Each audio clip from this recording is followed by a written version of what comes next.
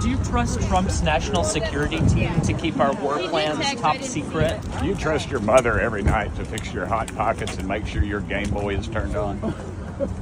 Oh, ladies and gentlemen, we got big breaking news here. Breaking Federal Appeals Court, right? The Circuit Court lifts order blocking Elon Musk. Remember, they were blocking Musk from making further cuts into USAID. Basically, we're trying to make USAID vanish after all of the things that we have seen and heard of from USAID. I mean, their corruption is actually so crazy. And the fact that these judges are trying to block Musk and trying to block Trump and DOGE from making more cuts and more findings is so wild. But we just gotta, this is a huge victory, in my opinion, for America. Right here. The 3-judge panel ruled the government is likely to show that DOGE's involvement doesn't violate the Constitution. That's the biggest thing. People are in the streets burning Teslas because judges were trying to make the case that DOGE is violating the Constitution. And now we have an appeals court saying that no, it does not violate the Constitution because most of the cuts to USAID were approved by the Trump admin officials. Who's calling the balls and strikes here? Ladies and gentlemen, here it is. Plaintiff, right? Elon Musk, in his official capacity, United States DOGE Service. Oh my goodness, ladies and gentlemen, it's getting real. Here it is. The AP is reporting, right? Appeals court clears the way. They cleared the way. Let me go later. I don't think me and the Associated Press, I don't want to subscribe to these guys, but I'm good. They are reporting this though. Appeals court clears the way for DOGE to keep operating at USAID. Remember, this is what it looks like outside. If you ask any of these folks what USAID is responsible for all around the world, they can't even answer that question. They don't even know what has been found. They don't even know what they're protesting. But here we are. A federal appeals court on Friday lifted an order blocking Elon Musk DOGE department, right, from further cuts in the U.S. Agency for International Development. The lawsuit was among of the first filed against Musk himself, right? They were filing, and then these judges were getting in the way. Well, not no more, right? And basically, they were arguing that these actions were unconstitutional because he was wielding significant power without being selected or Senate approved. A lower court judge agreed, but the 3-judge appeals court panel sided with the Trump administration, at least for now, right? They sided for now. So we're going to continue to get these cuts, and we're going to continue to find out what USAID is responsible all around the world. USAID, and I'm going to show you just in 1 minute what USAID has actually done and why you can see this panic coming from these NGOs and coming as a whole, because the damage has already been done. We're just finding the damage. But apparently, right, they were trying to argue that this was unconstitutional to find corruption. Unconstitutional to find corruption. Well, here we go. The 4th U.S. Circuit Court of Appeals found that social media posts like Elon Musk's declaration that fed USAID into the wood chipper, basically Elon Musk saying that we need to end USAID because it's so corrupt, didn't legally prove he was making the orders. Rather, the evidence indicates he was acting as an advisor to President Donald Trump, carrying out his policies of rooting out what he calls waste, fraud, and abuse in the federal government, the court found. Finally, we got some judges with common sense. Okay, here we go. And I quote, while defendants' roles and actions related to USAID are not conventional or unconventional, does not necessarily equal unconstitutional. Wow. Judge Marvin Quattlebaum, an American hero, by the way, this guy, who was appointed by Trump, wrote, he was appointed by Trump? Okay, Trump. Here we go. More evidence may be unearthed as the lawsuit keeps paying out, but for now, the record doesn't support barring DOGE from USAID, he said. So we're going to be finding more, ladies and gentlemen. We're going to be finding more corruption from USAID, because when you search up USAID, and look, we know exactly what our taxpayers were paying for, right? USAID. Once you search it up, you will find all the corruption, ladies and gentlemen, from USAID, right?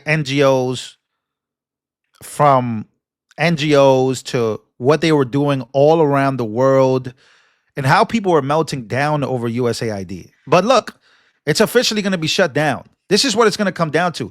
USAID has officially been shut down. Come on. I know you see. I can't show that on stream. I can't show that on stream. Yeah, it's beginning. Holy ish. U.S. Department has officially notified Congress USAID is getting shut down. Anyone in Congress who doesn't support this most likely is laundering money through USAID. Good riddance. Oh, it's going to be a meltdown. It's going to be a meltdown for Democrats. For those who don't remember what USAID is most famous for, well, let's take a listen. I would just say that you brought to mind California and North Carolina, who continue to be on our hearts, and the president and this administration are committed to ensuring that these individuals get the funding that they need. And I would just say a strong message to Democrats who are out there pretending to be outraged about the long list of crap that this administration is cutting, federal waste and funding, like $2 million for sex changes in Guatemala, $6 million to fund tourism in Egypt, $20 million on a new Sesame Street show in Iraq, $4.5 million to combat disinformation in Kazakhstan. I could go on, and I'm happy to provide this list to every single one of you. Democrats are outraged that the American people want to be, they want their taxpayers going to good uses, not stuff like this.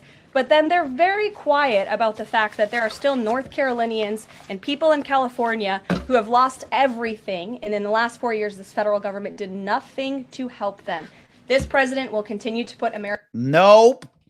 And again, you got some information there. I'll show you more information as to USAID. But yeah, these are the politicians that were protesting USAID. They were outside. Remember these? In the building behind me, Elon Musk is seizing power from the American people. We are here to fight back.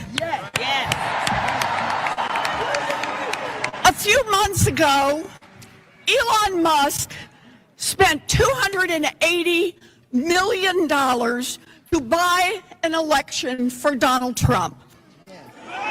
Yeah, so they're basically, so again, because they're Elizabeth Warren, if you go search up Elizabeth Warren's net worth, like this is somebody that's only supposed to, Elizabeth Warren net worth. Yeah, this is somebody that works in government and has a net worth of over 25 million plus. Some people, well, I'm reading something here that says 100 million. I don't even know. Nancy Pelosi, all these people have been in politics for so long and they're so rich. How could you be this rich?